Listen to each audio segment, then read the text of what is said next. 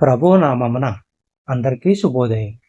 ఈరోజు దేవుని వాగ్దానం ఏమనగా, కొరింథీయులకు రాసిన 2వ పత్రిక 9వ అధ్యాయం 10-11 వచనములు. విత్తువానికి విత్తనము తినుటకు ఆహారమును దయచేయి దేవుడు మీకు విత్తనము దయచేసి విస్తరింపచేసి, మీరు ప్రతి విషయములో పూర్ణౌదార్య భాగ్యము గలవారగునట్లు మీ నీతి ఫలములు వృద్ధి పొందించును. ఇట్టి ఔదార్యము వలన మా ద్వారా దేవునికి కృతజ్ఞతాస్తుతులు చెల్లింపబడును. సహోదరులారా, విశ్వాసులు ఉదారంగా సంతోషంగా ఇచ్చేవారైతే దేవుడు వీటిని చేస్తాడని పౌలు వారికి చెప్తున్నాడు.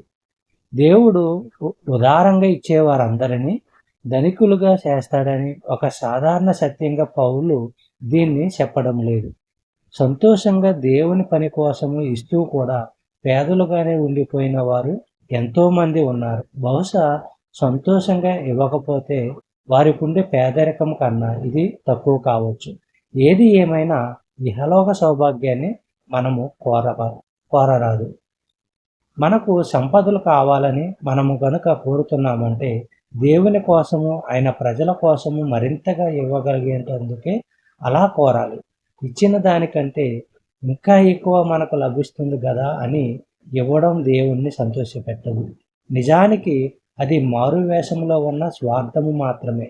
దేవుని కృపకు మనలను పాత్రులను చేసే యోగ్యతను అది మనకు ఇస్తుందనుకోవడం చాలా పొరపాటు.